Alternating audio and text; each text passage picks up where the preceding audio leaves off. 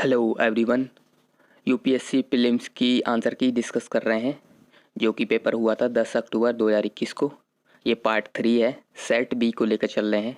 अगर आपने पार्ट 1 और एंड 2 नहीं देखा है तो वो देख सकते हैं, उसमें हमने 40 क्वेश्चंस ऑलरेडी कर लिए हैं। शुरू करते हैं। 41 which one of the following is use in preparing a natural mosquito repellent. तो एक नेचुरल मॉस्किटो रेपेलेंट इसमें से कौन सा होगा? Congress grass, elephant grass, lemon grass, nut grass. तो ये है लेमन ग्रास, 41 का सी। ये हम वाइड रीडिंग जब करते हैं तो इस तरह का क्वेश्चन हो जाता है, तो ये भी मैंने कहीं पढ़ा ही होगा। One of the most common natural remedies for mosquito control and prevention is using lemon grass. Many people prefer to use natural mosquito repellents instead of chemical products. Options include citronella, peppermint, and lemongrass. 42. Consider the following kinds of organism. Okay. Copypods, cyanobacteria, diatoms, and foraminifera. Which of the above are primary producers in the food chains of ocean? Ocean में primary producer कौन होंगे? तो primary diatoms तो होंगे ही। Diatoms के बारे में पहले भी यूपीएससी में क्वेश्चन आ चुका है, तो ये हमें पता होना चाहिए। ये प्राइमरी प्रोड्यूसर होते हैं ओशियन में, तो 3 होना चाहिए। 3 होना चाहिए, तो ए और डी ऑप्शन यहीं से हट जाता है। ठीक है, अब साइनोबैक्टीरिया भी हमें पता है प्राइमरी प्रोड्यूसर है, तो इसलिए आंसर हो जाएगा 2 and 3। 42 का हो जाएगा B. Primary producers including bacteria, phytoplankton, algae form the lowest trophic level, the base of the aquatic food web. Copepod are a group of small crustaceans found in nearly every freshwater and saltwater habitat. Copepod नाम से ही पता चल रहा है ये एक animal है। Foraminifera are amoeba like single celled protist, तो ये प्रोटिस्टा है। ये हमने जब अलग अलग स्पीसीज क्लासिफिकेशन के एग्जाम्पल्स पता हों तब ये सवाल हो जाते हैं, तो इसलिए हमें 11th का प्लांट किंगडम एनिमल किंगडम पढ़ लेना चाहिए एक बार। 43 consider the following animals: hedgehog, marmot and pangolin. Okay. To reduce the chance of being captured by predators, which of the above organism rolls up to protect their vulnerable part? तो pangolin के बारे में ये हमने पढ़ा होता है। ठीक है, तो मैंने एक वीडियो बनाया था इन सभी स्पीसीज के बारे में, जो कि वहाँ से कुछ ना कुछ क्वेश्चन आ ही जाता है। तो पेंगुलिन के बारे में ये इम्पोर्टेंट है कि ये अपने आप को प्रोटेक्ट करने के लिए रोल कर लेता है। ठीक है, वो वीडियो मैंने डिस्क्रिप्शन में डाल दिया है, आप देख सकते हैं, वो ज़रूरी है। ठीक है, तो बाकी 2 के बारे में नहीं पता, अब क्या करें? तो 3 तो होना चाहिए, तो या तो 3 ओनली है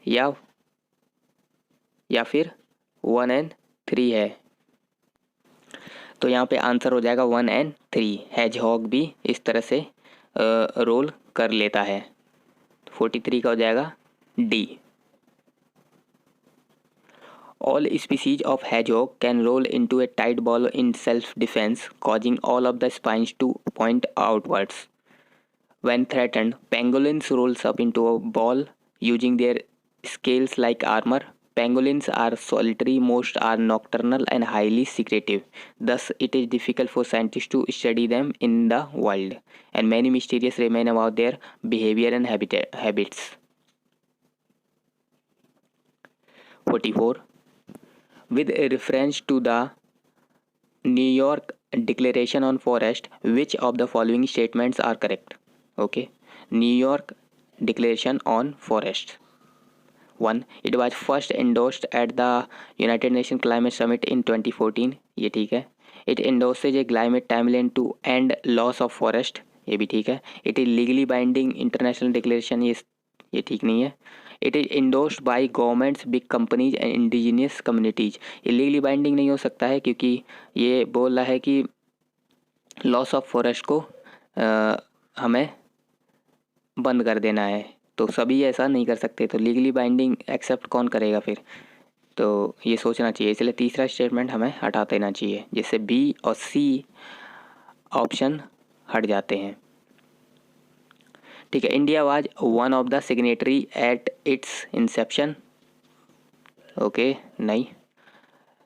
तो 44 का हो जाएगा ए. 1, 2 and 4. 1, 2 and 4. The New York Declaration on Forest is a global commitment to halt deforestation by 2030. तो 2030 तक डिफॉरेस्टेशन बंद कर देना है, जीरो कर देना है. It offers a common multi stakeholder framework for forest consolidating various initiative objective that drive forest protection, restoration and sustainable use. Adopted in 2014 and refreshed in 2021, New York Declaration on Forest is an important reference point for the global forest action. 45. Magnetite particles suspected to cause neurodegenerative problems are generated as environmental pollutants from which of the following? Okay. Breakers of motor vehicles, engines of motor vehicles, microwave stoves within homes, power plants, telephone lines. पता नहीं इसमें कौन सा option निकालना चाहिए, इसलिए हम सब पर जाएंगे, इसीलिए मैंने सब लगाया था. और इसका आंसर होना भी चाहिए 45 का डी. 1, 2, 3, 4, 5. बाकी इसका आंसर और दूसरा भी हो सकता है. Magnetite particles can act as pollutants and lead to the neurodegenerative problems. Magnetic particles can penetrate and damage the blood-brain barrier and lead to the early development of Alzheimer's disease. Whenever any magnetic component is used in appliances, they generate magnetic flux which produce magnetic particle. 46. Which one of the following is a filter feeder? इसमें से कौन सा filter feeder है? तो ये है oyster. 46 का सी. Oysters are filter feeders that feed upon suspended particle in the water column, pumping such a high rate of water flow that they are considered an important biofilter that helps maintain system functioning. Okay. 47. ये easy था. In the case of which of the following biogeochemical cycles the weathering of rocks is the main source of release of nutrients to enter the cycle? तो carbon cycle नहीं, nitrogen cycle भी नहीं, ये होगा phosphorus cycle. 47 का C. Phosphorus cycle, circulation of phosphorus in various form through nature. Of all the elements recycled in the biosphere, phosphorus is the scarcest and therefore the one most limiting in any given ecological system. Much of the phosphorus on earth tied up in the rock and sedimentary deposit from which it is released by weathering, leaching, mining. Some of it passes through freshwater and terrestrial ecosystem via plants, grazers, predator parasites to be returned to the ecosystem by death and decay. तो इस तरह से ये phosphorus cycle चलता है. 48. Which of the following are detritivores? इसमें से बताना है डेट्रीवोर्स कौन है. ये भी हम आराम से बता सकते हैं. डेट्रीवोर्स, अर्थवॉर्म डेट्रीवोर्स जाने जाते हैं, ये हमें पता होना चाहिए. अब या तो हमें जेलीफिश यहाँ से हटा देना चाहिए या सी हॉर्स यहाँ से हटाना चाहिए. तो मान लो सी हॉर्स से हमें पता है कि डेट्रीवोर्स नहीं है, ये समुद्र में पाया जाता है, तो फिर भी हम यहाँ 4 हटाएंगे तो आंसर आ जाएगा सी, या फिर जेलीफिश भी हटाएंगे तो भी आंसर आ जाएगा सी. तो एलिमिनेशन से ये आराम से हो सकता है. 48 का हो जाएगा सी. 1, 3 and 5. Earthworms, millipedes, and wood lice. Examples of detrivores are earthworms, blowflies, maggot, and wood lice. Detrivores play an important role in the breakdown of organic matter from decomposing animals and plants. 49. The common carbon metric supported by UNEP has been developed for, तो ये किस लिए किया गया है? तो ये किया गया है assessing the carbon footprint of building operation around the world. ये इसका हो जाएगा.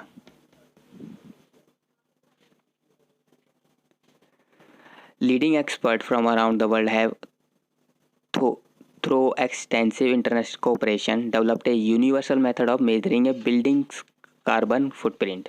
Supported by the United Nations Environment Program, this new common carbon metric will allow emission from buildings around the world to be consistently assessed and compared and improvements measured. तो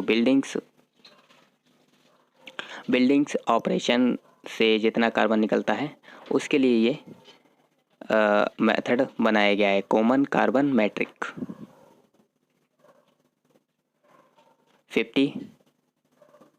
Which of the following have species that can establish a symbiotic relationship with other organisms? तो symbiotic relationship बना सकता है कौन? Cnidarians, fungi, protozoa. अब कई तरह के रिलेशनशिप ये बनाते होंगे ऑर्गेनिज्म. ठीक है, सिम्बायोटिक रिलेशनशिप बहुत कॉमन रिलेशनशिप है नेचर में, तो इसलिए हम कह नहीं सकते कि फंजाई तो बनाता ही है, एल्गी फंजाई हम पढ़ते हैं, और कि प्रोटोजोआ नहीं बनाता होगा सिम्बायोटिक रिलेशनशिप किसी से भी. तो ये कहना बहुत ही गलत होगा, मुश्किल होगा. इसलिए 50 का हम लगाएंगे 1 2 3 एंड डी इसका आंसर हो जाएगा. 50 का D. Previously, symbiosis is restricted to mutualistic relationship where both organisms benefit from the interaction. तो पहले केवल म्यूचुअल रिलेशनशिप को ही सिम्बायोसिस बोला जाता था, कि जिसमें एक ऑर्गेनिज्म दूसरे को बेनिफिट दे रहा है, दूसरा भी उसको बेनिफिट दे रहा है. लेकिन अभी क्या है, at present the scope of term became broader. Now it includes other form of association such as parasitism and commensalism. ये लो, तो और भी चांसेज हो जाएंगे कि ये सिम्बायोटिक रिलेशनशिप बनाते हैं. Thus, to this definition of symbiosis, a long-term relationship between two different species can be added. Mutualism, जिसमें दोनों बेनिफिट होते हैं. कमेंसिलिज्म, जिसमें एक को बेनिफिट होता है, दूसरा न्यूट्रल होता है. एंड पैरासिटिज्म, जिसमें एक को बेनिफिट होता है, दूसरे को नुकसान होता है. 51. Under the Indian constitution concentration of wealth violate. तो कंसंट्रेशन ऑफ वेल्थ वायलेट क्या करेगा? अब ये मेरा पूरे पेपर का फेवरेट क्वेश्चन है. इसमें आंसर कुछ भी हो सकता है. ठीक है, वैसे आंसर ठीक है, हम यहाँ पर directive principle of state policy लगाएंगे, लेकिन इसका आंसर मैंने ए लगाया था, राइट टू इक्वलिटी, क्योंकि DPSP हो सकता है वायलेट ही ना होता हो, ऐसा सोच के क्वेश्चन बनाया गया हो. तो इसलिए फंडामेंटल राइट हो, आर्टिकल 14 हो, जिसको साफ ये वायलेट करता है कंसिडरेशन ऑफ वेल्थ, इसलिए मैंने ए लगाया था. लेकिन इसका बी होगा, बी भी हो सकता है. तो इसका अभी तो हम बी लेके चल रहे हैं, लेकिन क्लियर नहीं है, बिल्कुल भी क्लियर नहीं है. इसका डी भी हो सकता है, द कॉन्सेप्ट ऑफ वेलफेयर, लेकिन उसके चांस बहुत कम है. तो इसका आंसर अभी हम लेके चलेंगे B, directive principle of state policy 51 का, क्योंकि ये आर्टिकल 39 में दिया हुआ है. आर्टिकल 39 कॉन्स्टिट्यूशन का क्या कहता है? Certain principle of policy to be followed by state.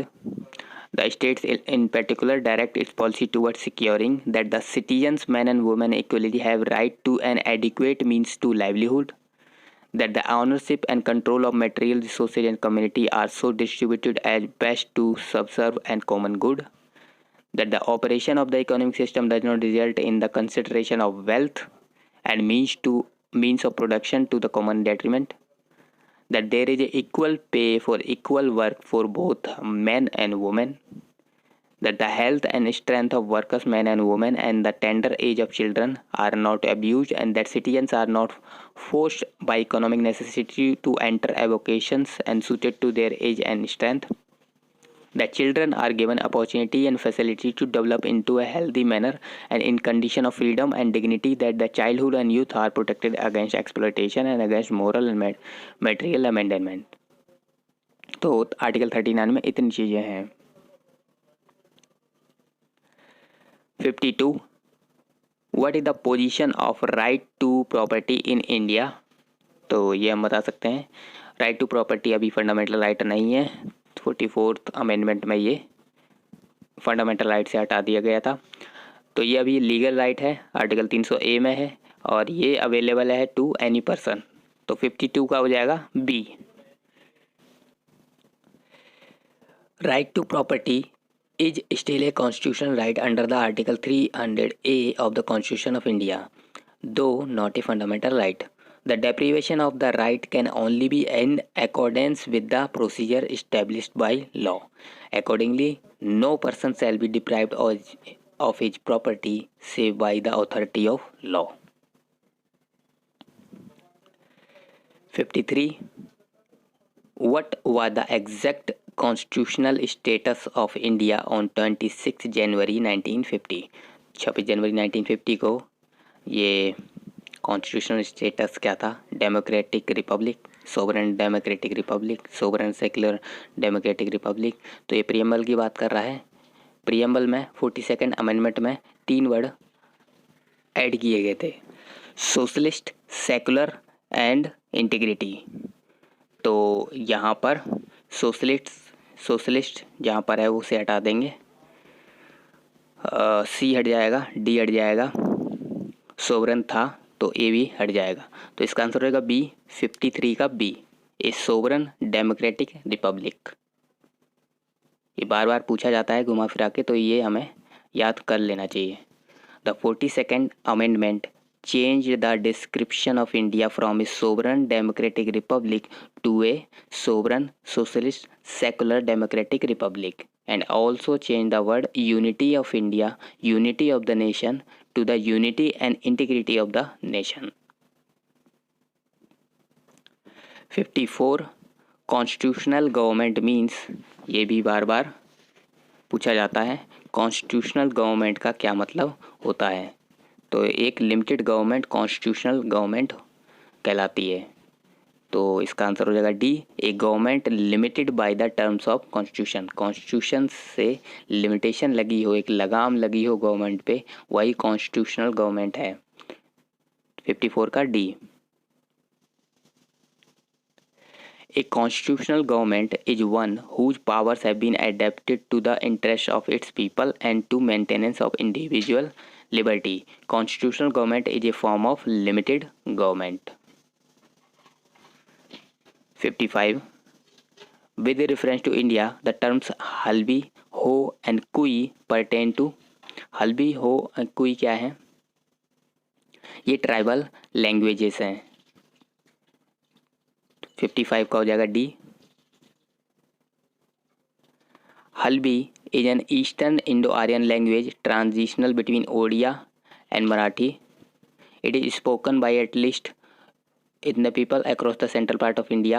Ho is a Munda language of the Austro-Asiatic language family, spoken primarily in India by about 1.04 million people as per the 2001 census. Ho is a tribal language.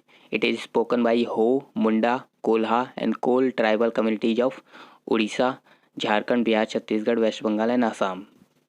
तो ये हम पढ़ सकते हैं, ये सभी tribal languages हैं.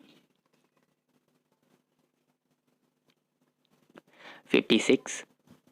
Consider the following statement in respect of Bharat Ratna and Padma awards. ठीक है, अवार्ड्स पे क्वेश्चन आ गया है बहुत टाइम बाद. Bharat Ratna and Padma awards are titles under the article 18(1) of the constitution of India.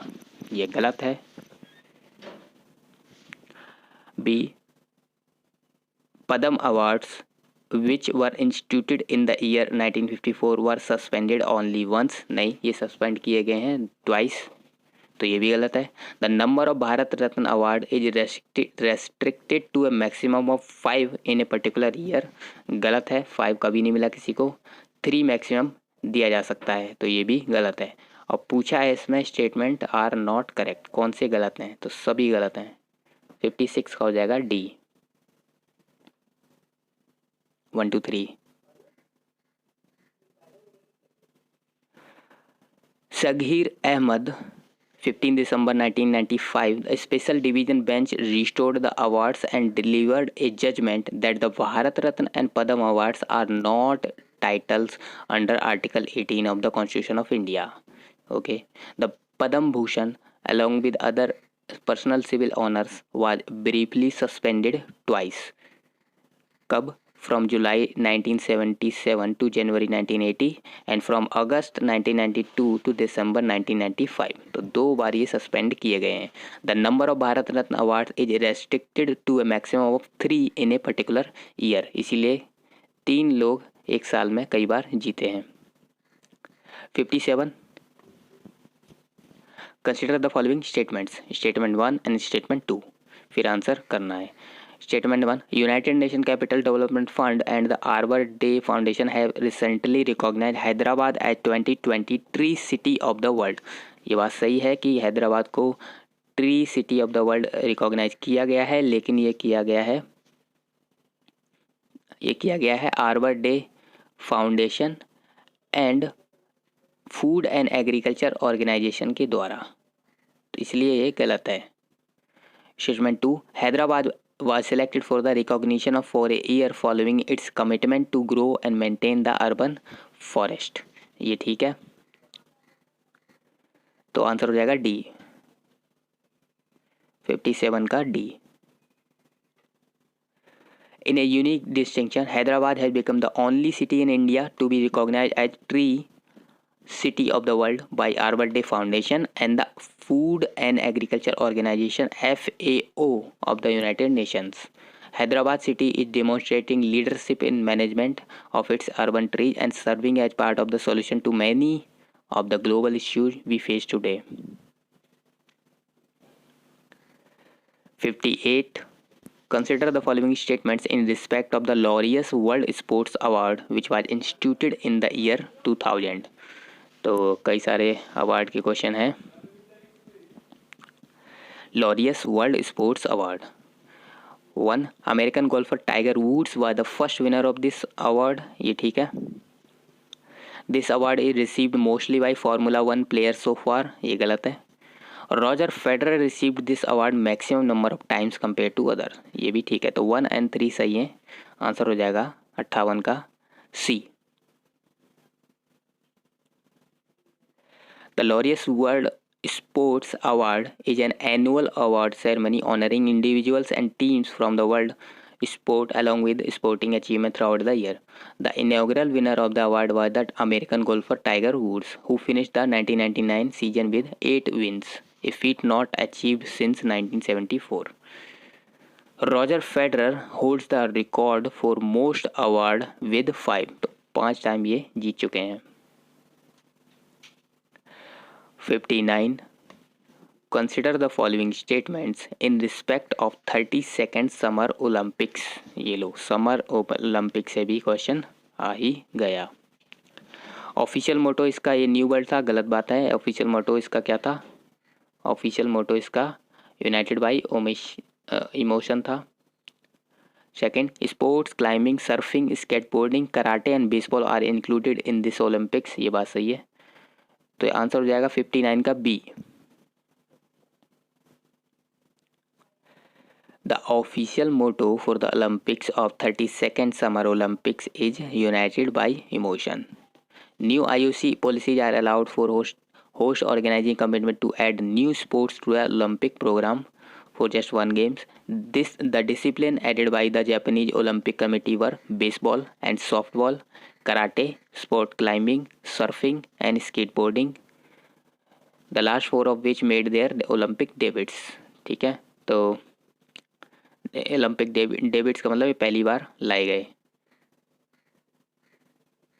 ठीक है, तो karate, sport climbing, surfing, skateboarding पहली बार लेगा। And the last 3 of will remain in the Olympic programme, और ये चलेंगे।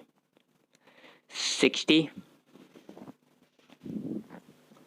Consider the following statements in respect of the ICC World Test Championship. ICC World Test Championship से भी एक question, ये सभी क्वेश्चंस मैंने छोड़े थे क्योंकि कोई आइडिया नहीं था मुझे.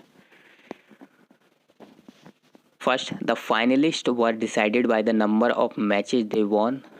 नहीं, फाइनलिस्ट ऐसे डिसाइड नहीं किए जाते हैं, ये फाइनलिस्ट डिसाइड किए जाते हैं by the percentage of points earned. 2. New Zealand was ranked ahead of England because it won more matches than England. अब अगर पहला गलत होता है दूसरा भी गलत हो जाएगा, तो ये दोनों ही गलत हैं. 60 का हो जाएगा D. In November 2020, the ICC announced that the finalists would be decided by the percentage of points earned.